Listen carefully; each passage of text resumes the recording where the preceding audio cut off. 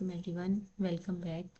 तो आज हम देखेंगे कि हम किस तरह अपनी डेटाबेस को जो है वो पीएचपी के साथ अटैच कर सकते हैं। तो उसके लिए सबसे पहले हम अपना जैम्प जो है उसको स्टार्ट करेंगे और उसके बाद हम क्रोम पर जाके जो है वो अपना पीएचपी माई एडमिन खोल के अपनी कोई भी जो है वो डेटाबेस सबसे पहले डेटाबेस बनाएंगे। आप देख सकते हैं यहाँ पे मैंने एक यूनिवर्सिटी के नाम की डेटाबेस ऑलरेडी बनाई थी और उसमें मैंने फैकल्टी के नाम का टेबल भी बनाया था। तो हम दोबारा से बनाना देख लेते हैं कि हम किस तरह एक नई डेटाबेस बना सकते हैं। तो यहाँ पे हम डेटाबेस का नेम लिखेंगे, फॉर एग्जांपल BGNU, और हम इसको क्रिएट कर देंगे। यहाँ पे देखें हमारे पास डेटाबेस क्रिएट हो गई है और अब हमने जो भी इसके अंदर टेबल बनाना है, फॉर एग्जांपल हमने टेबल बनाना है इसके अंदर बुक्स का, तो हम उसके कॉलम्स डिफाइन कर लेंगे। हम यहाँ पे सिर्फ 3 कॉलम्स डिफाइन करते हैं और इसको हम क्रिएट कर देते हैं। अब यहाँ पे हमारी जो कॉलम्स हमारे पास 3 बन गए। अब हम उनकी टाइप्स डिफाइन करेंगे कि वो किस तरह की हैं। तो पहला कॉलम हम रख लेते हैं आईडी का और वो इंटीजर में ही आता है और उसको हम एज आ प्राइमरी की जो है वो डिफाइन कर लेते हैं।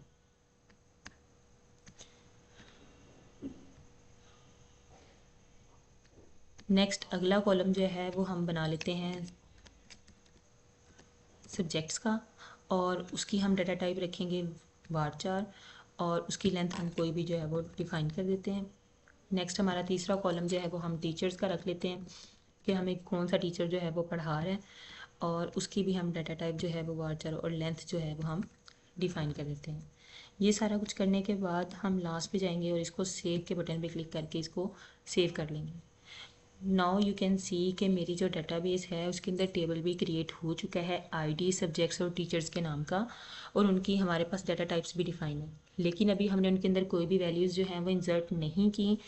आप देख सकते हम कभी भी आईडी के कॉलम जो है उसके अंदर कुछ भी ऐड नहीं करवा सकते क्योंकि वो ऑटो इंक्रीमेंट है। प्राइमरी की ऑटो इंक्रीमेंट है तो वो खुद ब खुद इंक्रीमेंट होता रहेगा। अब अगर हम चाह रहे हैं कि हम इसको चेक करें तो हम यहाँ पे कुछ भी यहाँ लिख सकते हैं। जो हमारा यहाँ पे टेबल का नाम है, टेबल का नाम हमारा था बुक्स, तो ठीक लिखा हुआ था। तो हम इसको रन करवा के देखते हैं। तो हम यहाँ पे बुक्स वाले कॉलम पे जाते हैं, इसको क्लिक करते हैं तो हमें यहाँ पे शो हो रहा है कि हमने 3 कॉलम्स डिफाइन किए हैं आईडी, सब्जेक्ट्स और टीचर्स के नाम के, लेकिन अभी हमने उनके अंदर वैल्यूज़ इंसर्ट नहीं करवाई। तो हम दोबारा से एसक्यूएल पे जाएंगे और यहाँ पे हम लिखेंगे कि हम क्या वैल्यूज़ जो है वो इंसर्ट करवाना चाह रहे हैं। तो इंसर्ट इनटू, हम इसके अंदर वैल्यूज़ इंसर्ट करवाते हैं।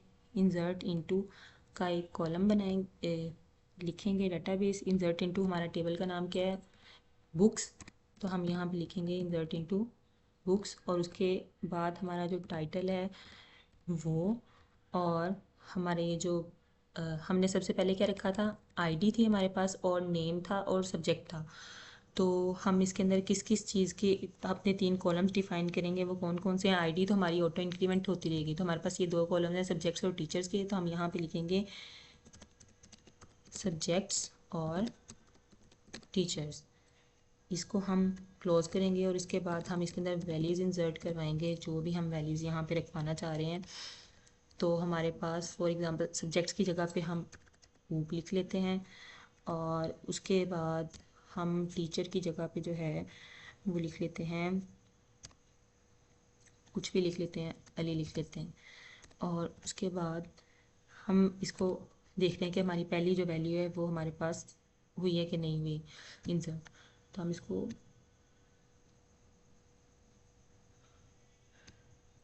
हम सबसे पहले इसको सेव करेंगे और उसके बाद तो ये हम गो पे जाके देखेंगे कि हमारी जो क्वेरी है वो एग्जीक्यूट हो रही है या नहीं हो रही। तो हेयर यू कैन सी कि 1 रो इंसर्टेड, तो इसका मतलब है कि हमारी जो क्वेरी है वो चल रही है। तो हम दोबारा से अपने टेबल को जाके देख सकते हैं, हमारे यहाँ पे एक रो इंसर्ट हो चुकी होगी। सिलेक्ट स्टैटिक फॉर्म बुक्स, तो हम देख सकते हैं यहाँ पे हमारी रो, हम यहाँ पे देख सकते हैं कि हमारी आईडी जो है वो 0 है, सब्जेक्ट्स में हमारे पास ऊप आ गया और टीचर्स में अली आ गया। अब हम दोबारा एसक्यूएल पे जाके मज़ीद यहाँ पे कुछ भी राइट कर सकते हैं। कि हम दोबारा से वही चीज़ लिखें कि हमारा जो टेबल था बुक्स वाला, उसमें हम जाके दोबारा से वही चीज़ लिखें कि हमारे पास क्या है, इंसर्ट इनटू बुक्स। दो चीज़ें हैं हमारे पास, एक सब्जेक्ट्स और दूसरा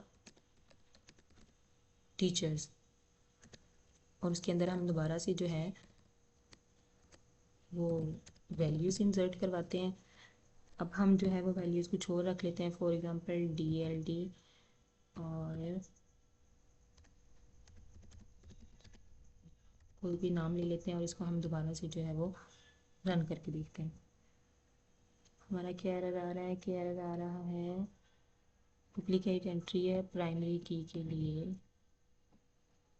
तो यहाँ पे हमारा क्या एरर है, खैर इस एरर को पीछे छोड़ते हुए हमने एक दफ़ा इंसर्ट करनी वैल्यूज़ देख ली हैं। अब दूसरी बात यह है कि हम अपने कोड की तरफ जाएंगे।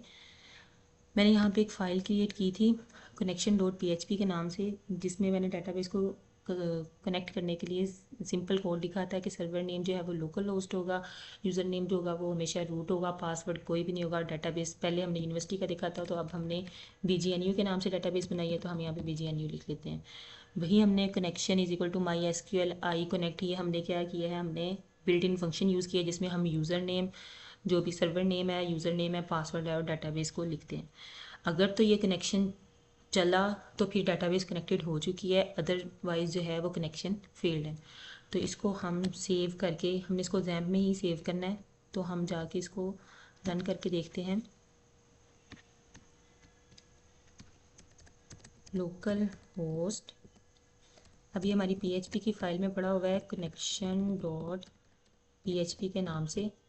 तो हम देखते हैं, देखें डेटाबेस कनेक्टेड सक्सेसफुली, तो हमारी ये डेटाबेस जो है वो सक्सेसफुली कनेक्ट हो चुकी है। अगर डेटाबेस कनेक्ट ना होती तो फिर यहाँ पे कनेक्शन फेल्ड आ जाता।